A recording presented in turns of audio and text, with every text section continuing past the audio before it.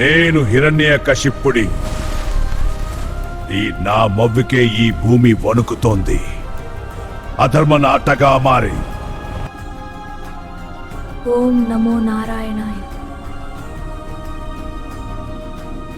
ఓం నమో నారాయణాయ. నా హృదయంలో హరి నివసిస్తున్నాడు. ఓం నమో నారాయణాయ. ఓం నమో నారాయణాయ. ఓం నమో నారాయణాయ.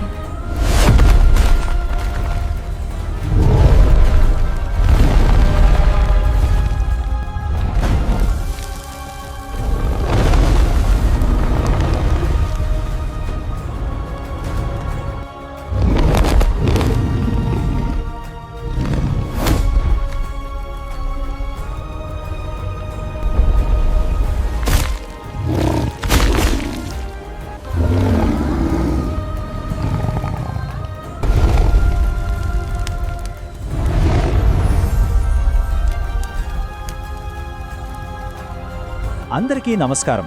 ఒక్కోసారి మన ముందు కొన్ని సమస్యలు నిలుస్తాయి. వాటిని దాటటం అసాధ్యం అనిపిస్తుంది కదూ. మరి దాదాపుగా అమరత్వం పొందిన ఒక శత్రువుని ఓడించాలంటే అప్పుడు ఎంత తెలివి కావాలి? ఈరోజు మనం అలాంటి ఒక అద్భుతమైన కథ గురించే తెలుసుకోబోతున్నాం. హిందూ పురాణాల్లోనే అత్యంత శక్తివంతమైన ఆసక్తికరమైన అవతారాల్లో ఒకటైన శ్రీ మహావిష్ణువు 4వ అవతారం నరసింహస్వామి కథ. ఒక్కసారి ఆలోచించండి.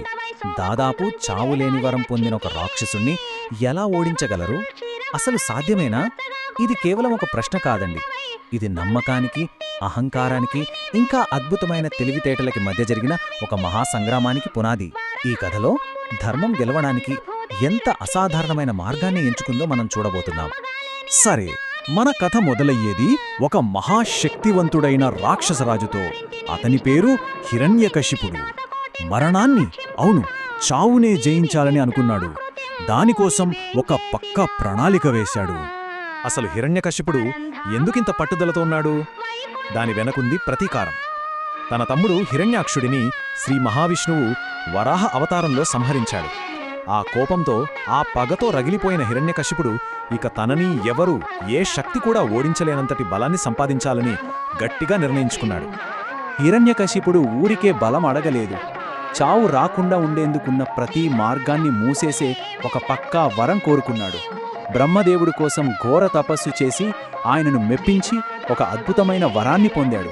చూడండి, ఇక్కడ తనని మనిషి చంపకూడదు, మృగం చంపకూడదు, ఇంట్లో చావకూడదు, బయట చావకూడదు, పగలు కాదు, రాత్రి కాదు, నేల మీద కాదు, ఆకాశంలో కాదు, చివరికి ఏ ఆయుధంతోనూ తనకు మరణం రాకూడదు.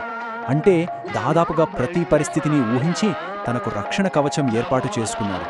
ఇక అతన్ని ఓడించడం అసాధ్యమనే అనిపించింది. కానీ ప్రతి పక్కా ప్రణాళికలోనూ ఎక్కడో ఒకచోట మనం ఊహించని మలుపు వస్తుంది కదా. ఈ కథలో ఆ మలుపు ఎవరో కాదు, హిరణ్యకశిపుడి సొంత కొడుకే. ఇక్కడే అసలు కథ మొదలవుతుంది. తండ్రికి, కొడుక్కి మధ్య ఒక పెద్ద సంఘర్షణ. ఒక పక్క తానే దేవుడినని, అందరూ తననే పూజించాలని ఆజ్ఞాపించే హిరణ్యకశిపుడు, మరోపక్క తన తండ్రికి పరమశత్రువైన ఆ శ్రీ మహావిష్ణువుపై అచంచలమైన భక్తితో ఉండే అతని కొడుకు ప్రహ్లాదుడు. హిరణ్యకశిపుడి ఆజ్ఞలను ప్రహ్లాదుడు ఎప్పుడూ లెక్క చెయ్యలేదు. అతని నోట ఎప్పుడూ విష్ణునామమే. కొడుకు భక్తిని చూసి హిరణ్యకశిపుడికి కోపం కట్టలు తెంచుకుంది. క్రూరత్వం పెరిగిపోయింది. ప్రహ్లాదుని చంపడానికి ఎన్ని ప్రయత్నాలు చేశాడో తెలుసా? ప్రాణాలు తీసే ఆయుధాలతో కొట్టించారు, మదపు టేనుగులతో తొక్కించారు, ఎత్తైన కొండలపైనుంచి కిందకి తోయించారు, భయంకరమైన విషం పెట్టారు, మంటల్లో కూడా వేశారు.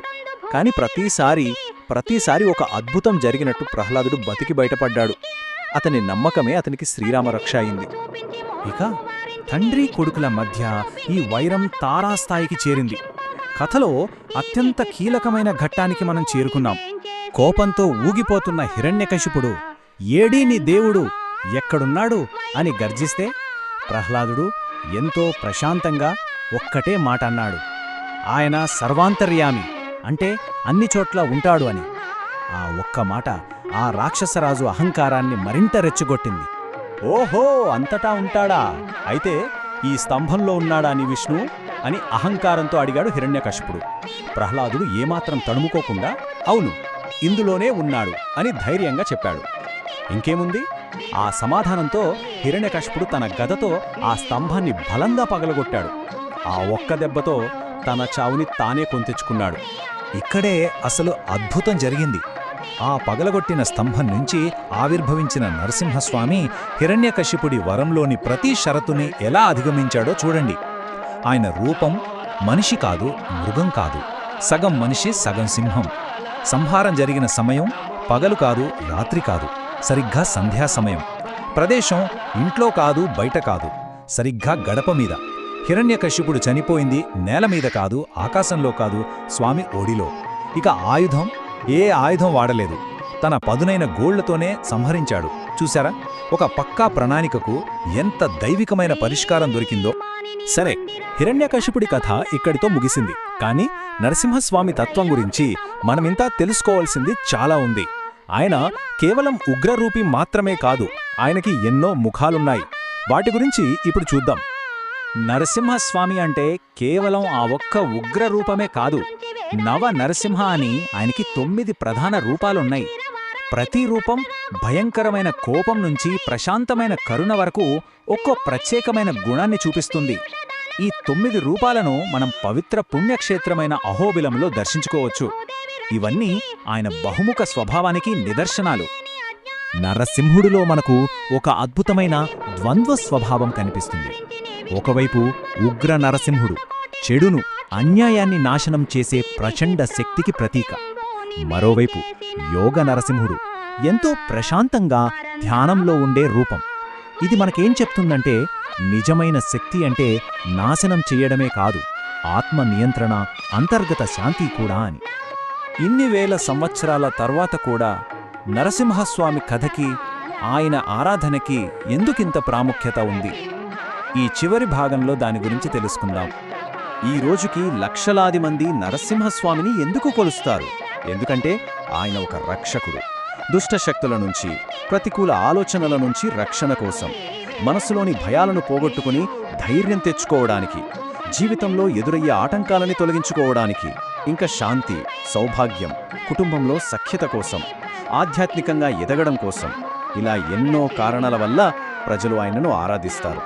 దీనికొక ఉదాహరణ చెప్పాలంటే, కేవలం మన ఆంధ్రప్రదేశ్ రాష్ట్రంలోనే 350కి పైగా నరసింహ దేవాలయాలు ఉన్నాయి. ఇది కేవలం ఒక నంబర్ కాదండి, వేల సంవత్సరాలుగా కొనసాగుతున్న సజీవ వారసత్వానికి, చెక్కుచెదరని నమ్మకానికి ఇదొక నిలువుటద్దం. మొత్తానికి ఈ పురాతన కథ మనకు ఈ రోజు ఏం నేర్పుతోంది? మనం అసాధ్యమనుకునే సవాళ్లు కూడా ఒక్కోసారి మనం ఊహించని సృజనాత్మకమైన పరిష్కారాలు ఉంటాయని గుర్తు చేస్తుంది. అధర్మం, అన్యాయం ఎంత బలంగా కనిపించినా చివరికి నమ్మకం, ధర్మం గెలుస్తాయని భరోసా ఇస్తోంది. ఈ కథ విన్నందుకు ధన్యవాదాలు. మా ఈ ప్రయత్నం మీకు నచ్చినట్లయితే దయచేసి లైక్ చేయండి, సబ్స్క్రైబ్ చేసుకోండి, ఇంకా మీ స్నేహితులతో కూడా పంచుకోండి. మీ ప్రోత్సాహం మాకు ఎంతో ముఖ్యం. ధన్యవాదాలు.